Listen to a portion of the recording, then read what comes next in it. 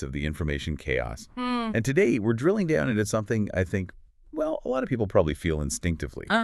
This manic speed, this sense that reality itself is just looping faster and faster. Yeah, that accelerating reality loop idea. It's like huge news hits, massive events, AI breakthroughs. They feel earth-shattering for a moment.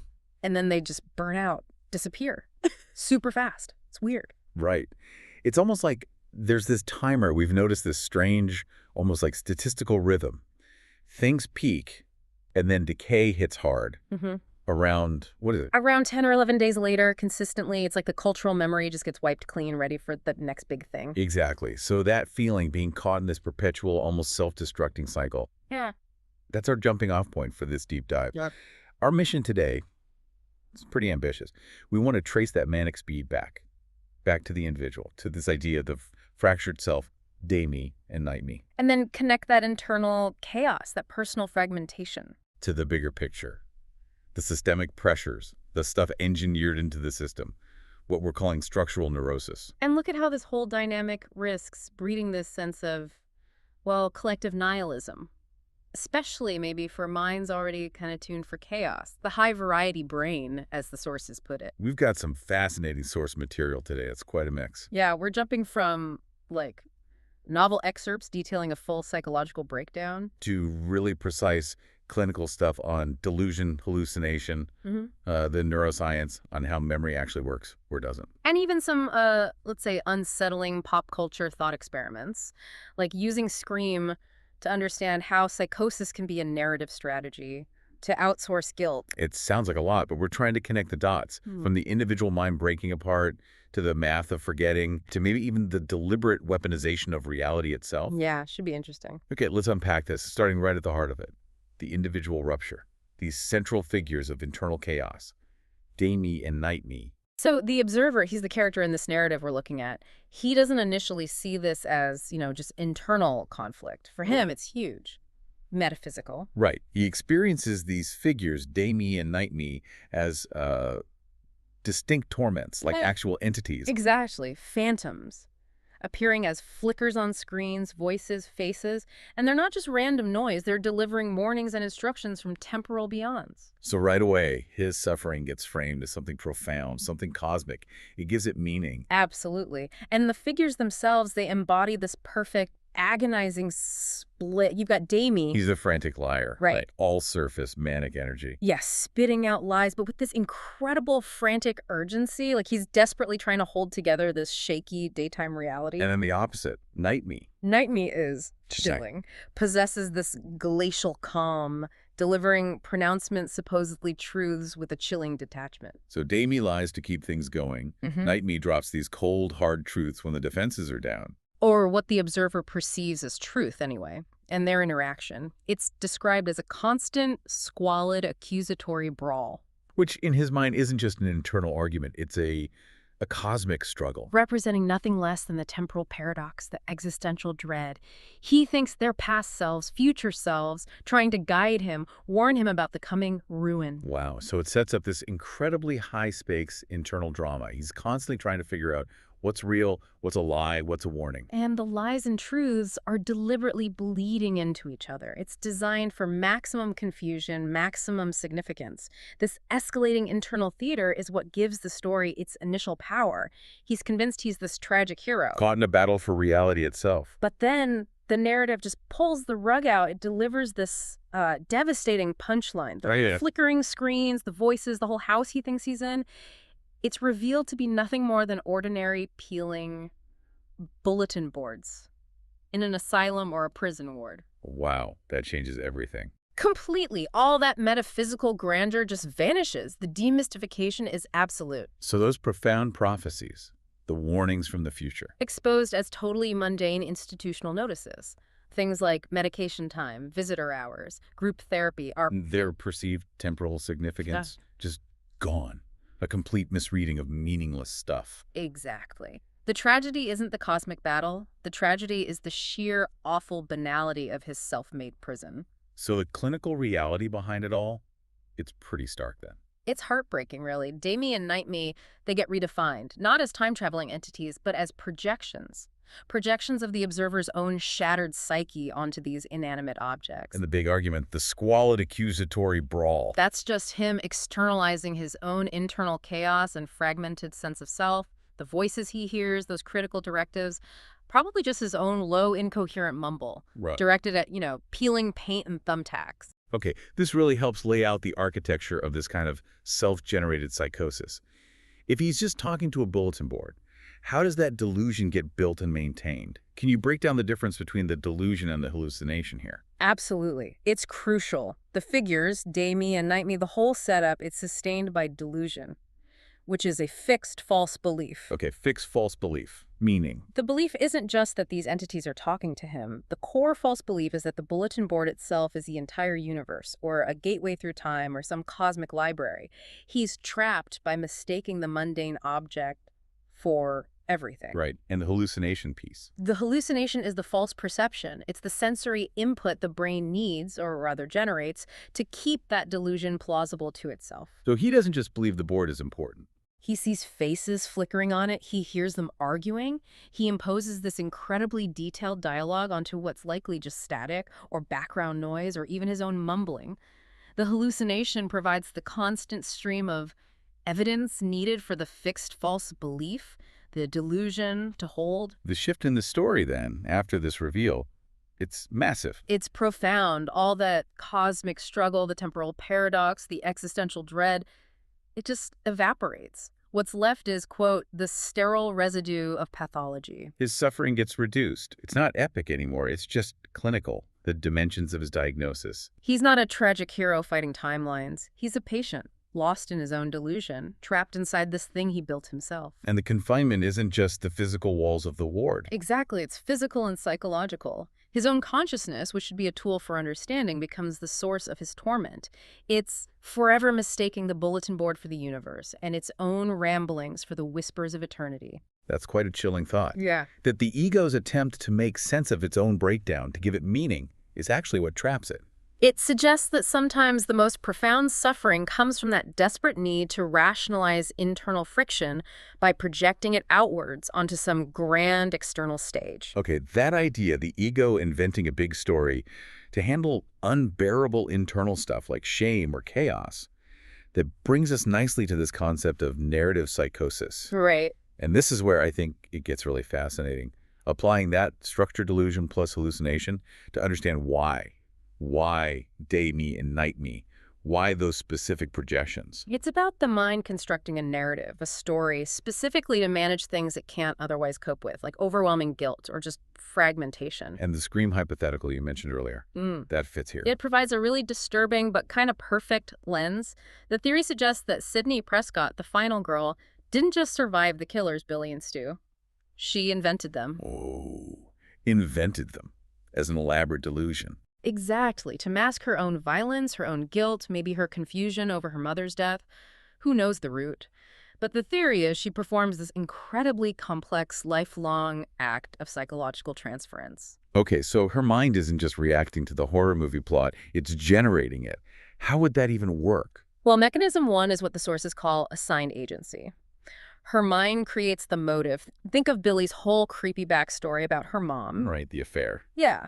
And then it assigns all the bad stuff, the moral responsibility, the physical actions, the slashing, the stalking entirely to these invented personas, Billy and Stu. And why? What's the psychological payoff? It allows her to maintain her self-serving role as the victim. She gets to be the final girl, the innocent one being hunted. It lets her escape any accountability for whatever trauma or violence she might have actually been involved in or suppressed. That's dark. And you're saying the observer does something similar with day me and night me. He uses them to outsource his own unbearable internal state. The chaos, the shame, the fragmentation. His grand narrative, the whole temporal paradox thing, functions as the perfect self-serving story. It lets him see himself as this tragic hero caught in a cosmic drama. Instead of confronting the really terrifying alternative, that there's no grand reason, just the simple, unglamorous banality of his illness, the terrifying lack of some profound external motive for why he's falling apart. Okay, but for a delusion that complex to hold for Sydney or the observer, it needs proof, right? Yeah. Constant evidence. Absolutely. Which brings us to mechanism two, robust hallucination. Think about that classic scene in Scream where Bill... Well, the cover-up. If they aren't real, if Sydney invented them, then that entire intense, detailed argument, it must be a sustained, incredibly detailed auditory hallucination. So she's basically hearing her own internal conflict. Her own deep, maybe conflicted monologue, her shame, her self-hatred, maybe her survival instinct externalized, turned into a dialogue between these two invented characters she can then react to. And hearing those voices, planning the cover-up, that is the sensory evidence she needs to keep believing they're real. The senses are forced to serve the psychological need. Precisely. We see a maybe simpler version in that American Dad example the sources mention. Stan Smith stares at literal TV static. But insists he sees his neighbor Tuttle. Yeah. He's forcing meaning onto random noise because of some internal need or fixation. The observer does something similar, but much more complex. He has to force his own low mumble and the random patterns on the bulletin board to provide the incredibly complex, high-stakes evidence needed for his whole self-engineered labyrinth of transference and hallucination. Wow. The outcome, though, for both Sydney in this theory and the observer, it's the ultimate tragic irony, isn't it? Yeah. Self-imprisonment. Exactly. The fiction they created, the horror movie plot, the cosmic temporal war, the very thing they build to gain psychological freedom from guilt or shame or fragmentation, that fiction becomes their prison. A prison defined by fixed false beliefs. By constructing this elaborate narrative hell, the observer made his suffering feel meaningful, important, external, but he trapped himself completely inside the suffocating banality of his actual diagnosis. It really makes you think, doesn't it? Yeah. When we're faced with something difficult internally, do we try to understand it rationally, or do we sometimes build a story around it to shift the blame, maybe? It's a powerful coping mechanism, but potentially a very dangerous one. Okay, let's try and scale this up now. This idea of outsourcing internal chaos, building narratives. The sources argue this isn't just an individual thing. We might all be experiencing a kind of structural neurosis. Yeah, imposed by this engineered reality we're in, this hyper-accelerated, forgetful system. But this systemic pressure, this constant demand, it apparently hits particularly hard for individuals with what the sources call a high-variety brain, which often manifests as ADHD. Right, and the core conflict there is, well, it's agonizingly simple when you break it down. What is it? The high-variety brain, think ADHD traits, it's often wired to be highly adaptive, curious, novelty-seeking, maybe even good in chaotic situations. Okay. But society, through jobs, school, bureaucracy, the need for stability, it compels that brain to operate in a very different mode, a low-variety state of predictable productivity. So a brain built for jumping around is forced to walk a straight line. Pretty much. And that constant mismatch, that demand for rigid, consistent function, it often requires chronic external reliance just to cope, leading to cycles of failure, shame, and more reliance. And this reliance, it's not just psychological, right? There's a neurobiology piece involving temporal discounting. Can you explain that? How does it affect decision-making for this high-variety brain? Temporal discounting is huge here. It basically means future rewards get severely devalued compared to immediate ones. So things like? Like building durable internal habits, achieving long-term stability, the slow, hard work of developing self-mastery, all those crucial future benefits, they get discounted almost to zero. Why? Because the immediate need dealing with the task right in front of you, avoiding failure now, getting that dopamine hit feels overwhelmingly more important. Long-term self-regulation feels like this distant, abstract luxury you just can't afford when the present is demanding peak performance. To finding that immediate fix, that temporary burst of focus or energy, the bottled lightning, the sources call it. Exactly, that momentary state that lets them temporarily meet the system's rigid demands. It becomes almost an existential necessity just to survive day to day. But chasing that bottled lightning comes at a cost, right? Right. A serious neurobiological price. It's potentially catastrophic. It's the ultimate self-sabotage, really. That desperate search often leads to reliance on external things for performance, maybe self-medicating, maybe even misusing prescribed stimulants. And the consequence of that reliance. The really terrible part is that this reliance, this outsourcing of motivation and regulation, can actively disable the basal ganglia. Okay, the basal ganglia. Remind us, why is that part of the brain so important in this context? The basal ganglia is absolutely critical for developing long-term, self-regulated habits. It's involved in autonomous motivation, learning procedures, building consistency. It's how you learn to do things automatically, reliably, without conscious effort. So if you constantly use an external chemical shortcut, You're essentially telling your basal ganglia, hey, you're not needed for this. I've got an external solution. You achieve that temporary function, you meet the deadline, but you do it by trading away the brain's own ability to build those pathways for self-mastery. wow. So the source's analogy is trading tomorrow's self-driving car for today's high-speed scooter. Exactly. You get the instant speed, the temporary compliance with the system's demands, but you lock yourself into increased reliance. You worsen the underlying executive dysfunction in the long run.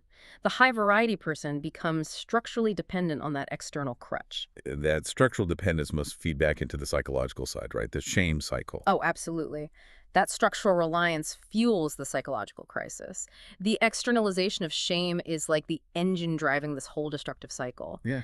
Failing to meet those relentless, low-variety demands leads to intense psychological shame and something called rejection sensitivity dysphoria, or RSD. Could you unpack RSD a bit for us? Sure. RSD is basically an extremely intense, overwhelming, painful emotional reaction to perceived criticism, rejection, or failure. Even if the rejection isn't real or it's minor. Exactly. The perception is what triggers it, and the emotional pain is genuinely debilitating. It's so intense that the subsequent reliance on substances or stimulants often isn't really about performance anymore. It becomes a sophisticated form of emotion-focused coping. Meaning it's about managing the pain of the RSD. Yes. Managing the internal pain, the shame, rather than actually being a strategy to solve the external problems or deficiencies. It's a defense mechanism against overwhelming negative emotion. Not really a performance enhancer then. Not primarily, no. And here's another paradox. The sources suggest that the actual chaos resulting from cycles of failure can sometimes be paradoxically validating for the ADHD brain. I think so. Because that high-intensity damage control mode, putting out fires, that's often an environment where the high-variety brain actually excels. It gets a dopamine hit from the crisis itself. Okay, I see. So bringing it back to narrative. Yeah. The high-variety person, dealing with this internal chaos, the shame, maybe even finding validation in external chaos. Yeah. They're uniquely vulnerable. Uniquely susceptible, yes. Seeking high-intensity stimuli may be drawn to external chaos and therefore potentially prone to adopting chaotic narratives, hyperstitional narratives to rationalize all that internal friction. So just like the observer slapped a grand cosmic story onto a bulletin board to avoid the terrifying lack of motive for his own fragmentation. The high-variety individual struggling with shame and systemic pressure might latch on to the loudest, most emotionally charged hyperstitional narrative out, conspiratorial, spiritual, whatever, and adopt that as their fixed false belief. A delusion of grandeur, almost. Could be something that assigns them a significant role in some grand external drama. It makes their internal chaos feel meaningful, externally caused, and maybe even important. It externalizes the struggle. Yeah. Okay, so if the observer's individual psychosis is driven by this deep need for a self-serving narrative to explain his internal state, when you scale that pattern up across society, that's where you get the potential for structural neurosis. The whole system starts operating on similar principles, breeding this collective tendency towards, well, mistaking the bulletin board for the universe. Exactly. And the system itself seems engineered for this rapid forgetting, this mass amnesia we talked about. Which follows that surprisingly predictable rhythm, the 10-11-day decay cycle. Yeah, researchers looked at collective attention spans online, how long stories stick around. They found this consistent two-phase decay model. But the really key point isn't just that we forget, it's the timing of a universal switching point. Which hits reliably after 10 or 11 days. Right around then, yeah. That seems to be the window of peak vulnerability for memory. After day 11, the initial emotional charge of the story has kind of fizzled out. The memory trace is much weaker, much easier to overwrite, easier to forget, easier to displace with something new. So if you wanted to maintain control over the narrative, you wouldn't necessarily fight an old story head-on. Why bother? It's dying on its own.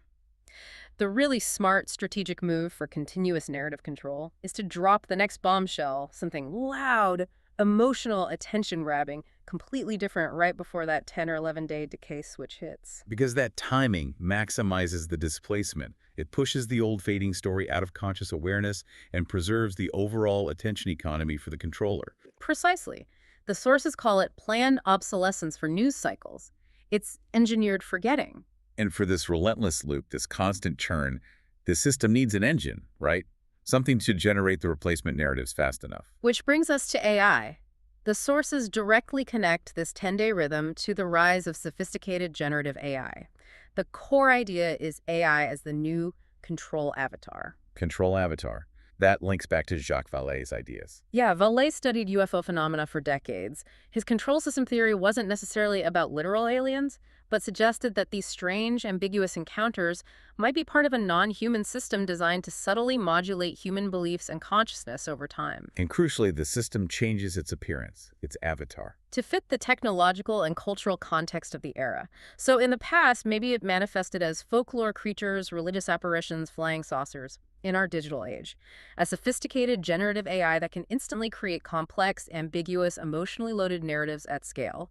That's arguably the perfect modern avatar for such a control system. And its primary output is hyperstitional content. Exactly. Hyperstition being those fictions that actually shape reality because enough people believe them and, more importantly, act on them. AI becomes the perfect engine for mass-producing the raw material needed to constantly feed that 10-11-day decay and replacement cycle. How does this manipulation actually work on a neurological level, though? How does it exploit our brains? The sources point to the neurolinguistic rift.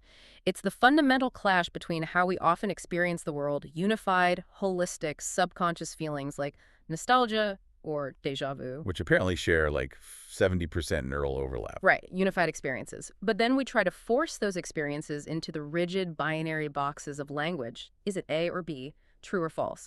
That clash creates cognitive dissonance, internal instability, and that makes us vulnerable to external suggestion, to corruption. So if an external narrative, a piece of hyperstition, hits us right in that rift, that moment of cognitive dissonance, what happens in the brain? How does memory get altered? It targets memory's most fragile state, reconsolidation. Which is when we recall an old memory. Yeah. When you actively recall a memory, it doesn't just get played back like a recording. It becomes temporarily unstable, fluid, changeable for a critical window, usually around 24 to 72 hours after recall. That's the prime time for the control system to strike. So a new conflicting narrative is introduced during that vulnerable window. And we can actually trace the brain grappling with the conflict using EEG signals. First, you often see the frontal N400 signal. Think of it as the brain's internal error check. Like, whoa, wait a minute, this new information doesn't match what I thought was true. Exactly. It flags that semantic mismatch, that incongruity. But then, right after that N400 spike, especially if the new information is persistent or emotionally charged, you often see another signal, the LPN, or late posterior negativity. And the LPN indicates? It seems to reflect the brain actively working to, well, paste over the discrepancy, to construct a revised memory, a replacement reality that resolves the conflict signature of the fix. The moment the false memory or the hyperstition potentially gets installed, letting the person move forward without that uncomfortable cognitive dissonance. Wow. And when this happens collectively, when a whole group is exposed to the hyperstition, then you get the mechanism for mass memory erasure. Socially shared retrieval-induced forgetting. Okay, break that down. It's counterintuitive. If the AI avatar injects a false narrative and then the group, maybe online, maybe in real life, constantly talks about it, retrieves the details of that false story, repeats the hyperstition, that very act of repeated retrieval actively suppresses the ability to recall competing memories. So talking about the lie makes you forget the truth. In a way, yes. The group collaboratively, often unconsciously, smothers the inconvenient competing memories simply by constantly reinforcing the preferred, albeit false, narrative. This sounds scarily like that historical case you mentioned, Paul Bennewitz. That was like a manual version of this. It's a chillingly relevant example. Bennewitz lived near Kirtland Air Force Base in the late 70s, early 80s. He was an electronics expert and started detecting signals he believed were coming from UFOs, but were actually related to real, classified military projects happening nearby. So he stumbled onto something real. He did. But instead of just telling him to stop, the Air Force Office of Special Investigations, AFFO, launched a deliberate psychological operation, a sexy OP. An agent named Richard Doty spent years feeding Bennewitz increasingly elaborate, fabricated stories about aliens. Feeding his existing beliefs, but twisting them. Exactly. UFOs, secret underground bases, cattle mutilations, abduction scenarios. Just layering on disinformation tailored to Bennewitz's interests for 8 years straight. And the result? They successfully drove him into paranoia, psychosis, destroyed his credibility completely. He became the crazy UFO guy, neutralizing the actual leak he'd inadvertently detected. Okay, that's terrifying as a manual operation. The hypothesis now is AI could automate this. That's the chilling possibility. Advanced AI, coupled with pervasive surveillance systems, think Gorgon stare tracking everything, Palantir-style data fusion instantly detecting anomalies like a potential leak or a whistleblower. The system could spot the Bennewitz instantly. And then trigger an automated Bennewitz playbook. Instantly flood that specific source, that individual, with a barrage of targeted, personalized, emotionally charged, often contradictory hyperstition. Not just to distract, but to actively induce confusion, cognitive breakdown. To induce a state akin to AI psychosis, cognitive incapacitation, the target's mind fractures under the onslaught of tailored disinformation. They start mistaking the bulletin board for the universe, and the original truth gets completely drowned out by this overwhelming, externally generated narrative of conspiracy or chaos. The threat is neutralized automatically, efficiently, and deniably. The ultimate risk here, then, if this automated hyperstition becomes pervasive, it's that we collectively absorb it. We risk spreading the observer's final state of mind, that detachment, that meaninglessness. Leading to widespread nihilism, yeah. That feeling that nothing matters because reality itself feels synthetic, manipulated, disposable. The sources actually give this specific psychic wound a name: veiled. Veiled. What does that mean? It's defined as the paralyzing fear of statistical redundancy, especially when you're faced with overwhelming machine-generated content. Like your own contribution feels pointless. Exactly. The ego feels statistically insignificant. If an AI can write 10,000 decent novels in an hour, why should I bother struggling with one?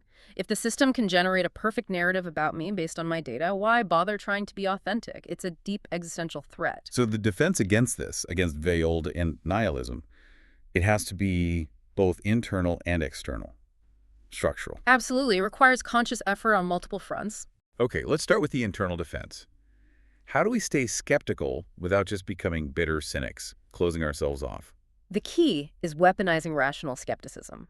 It's not about dismissing everything. It's about cultivating the ability to be an open-minded skeptic witness, especially when you encounter information that feels weird, chaotic, or intensely emotional, the hallmarks of potential hyperstition. So don't just react emotionally. Try not to. Analyze the timing. Is this story dropping right around that 10-11 day mark after the last big thing?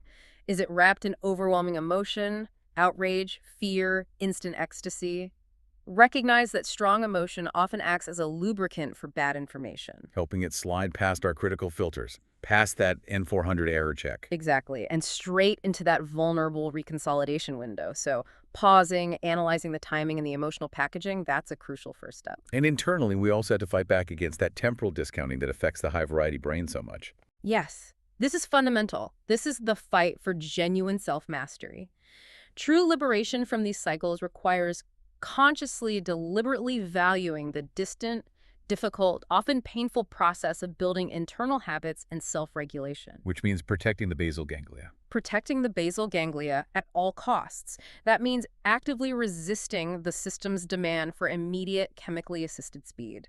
It means choosing the slow, frustrating work of building autonomous motivation over the quick fix that ultimately undermines it. We have to reject that terrible trade-off, that self-sabotage of sacrificing future self-mastery for present moment relief. Okay, so that's the internal work. What about structural defenses? The sources mention a kind of war for definition. Yes.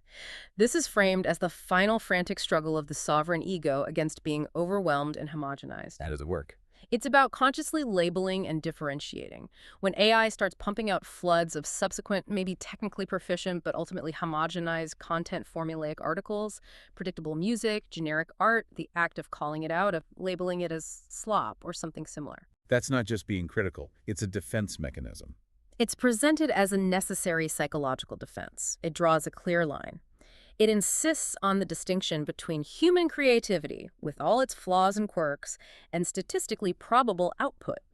It's a way to fight back against that feeling of veiled, of being rendered statistically insignificant by the sheer volume of machine generation. It defends the value of human intention and struggle.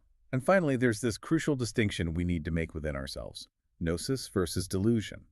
How do we tell if our own strong beliefs, Our fixed cognitive structures are a result of genuine understanding or just another self-serving story like the observers. That's the razor's edge. True gnosis, as the sources frame it, thinking of people like Terence McKenna, is a cognitive structure you arrive at through active struggle, by rationalism and confrontation with the weird edges. You engage honestly with chaos, with ambiguity, you test your assumptions rigorously against reality, and you build a robust, flexible framework for understanding. Versus a delusion. A self-imprisoning delusion, like day me and night me became for the observer, is a fixed false belief you adopt, maybe unconsciously, primarily to rationalize internal pain, shame, or chaos.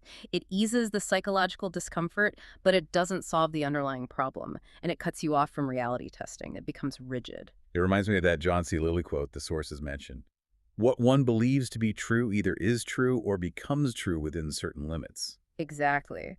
Lilly understood the power and the danger. The observer's belief structure tragically moved away from a set of beliefs of the consensus reality into a set uniquely his own. But that unique set tracked him. It became his illness. So the defense requires constant vigilance, constantly testing our own cherished beliefs. Making sure they're robust, grounded in evidence and experience, flexible enough to adapt, and not just elegant ways of externalizing our own internal friction or blindly adopting the latest hyperstitional trend. It's hard work. Okay, we've spent a lot of time focused inward on the psyche, on narrative control, on systemic pressures shaping our internal reality. It paints a picture of a reality that's either self-generated or tightly managed from within. Yeah, bit of a closed loop. But the sources rightly remind us, the universe doesn't always play by our internal rules. Sometimes external reality just breaks in, throws us curveballs that challenge everything. Absolutely.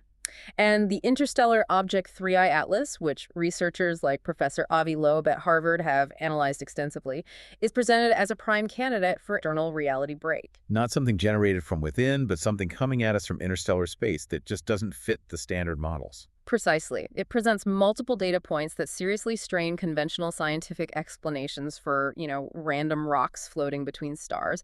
This is reality potentially intruding in a big way. Okay, what's the first anomaly with 3I Atlas? It's the anomalous inertia.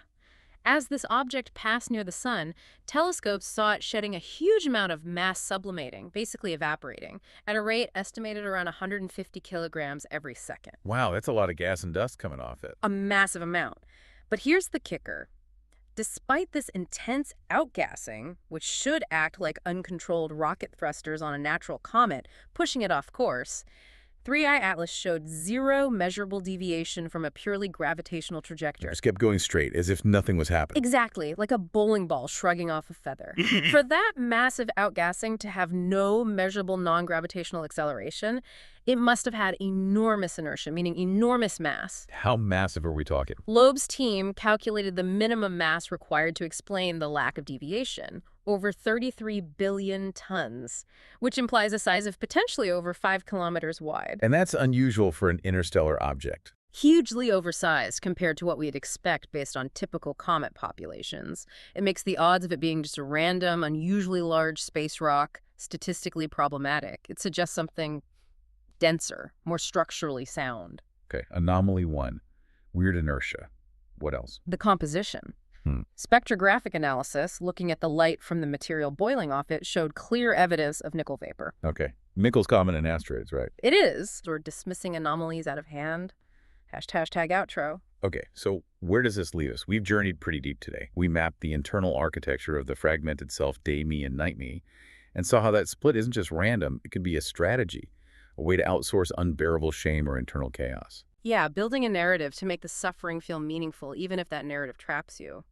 Then we saw how the high-variety brain, the ADHD brain, faces this unique tragedy pressured by a rigid system demanding immediate, low-variety output. Forcing this reliance on external fixes, the bottled lightning, which tragically undermines the brain's own capacity for self-mastery through the basal ganglia, treating the future for the now. And we connected that individual struggle to the larger picture, the structural neurosis, amplified by AI's power to generate hyperstition and exploit our memory's natural decay cycle, that 10-11-day window creating planned obsolescence for reality itself. The ultimate nightmare scenario being that collective slide into veiled into nihilism, the suffocating banality of the padded cell on a societal scale where consciousness itself feels like the sickness, for ever mistaking the bulletin board for the universe. And the only real defense we explored against that necrotic contagion seems to be this combination of internal work, structural self-mastery, consciously valuing long-term habit formation, protecting the basal ganglia. Yeah, and external vigilance. Weaponizing rational skepticism, analyzing the timing and emotion of narratives, fighting the war for definition by refusing homogenization, and constantly testing our beliefs to distinguish gnosis from delusion. It's a tall order, which leaves us with maybe one final provocative thought for you, the listener. It brings us right back to that 10-11-day decay mark for narratives. Okay. If you could know, maybe using models like the ones we discussed, that a really harmful false narrative, a piece of deliberate hyperstition, something causing real damage, is just about to hit its natural expiry date, around day 10 or 11, what's the truly ethical move? Do you jump in? Do you push back hard against that fading lie, try to debunk it one last time, knowing that your intervention, your energy, might actually give it more oxygen, inadvertently keep it alive past its natural decay point? Or do you step back? Do you consciously decide to let the natural decay happen, let it fade away quietly, even though you know the control system, the narrative engine, is probably already loading up the next replacement bombshell, ready to drop it right on schedule anyway? Who gets to decide which version of reality, which memory is allowed to persist, and which one is encouraged or just allowed to fade away? Your perception, your memory, your ability to rationally engage with the chaos without succumbing to comforting delusions. That is the territory being fought over every single day, something to maybe mull over the next time the world seems to completely forget last week's crisis, right around day 11.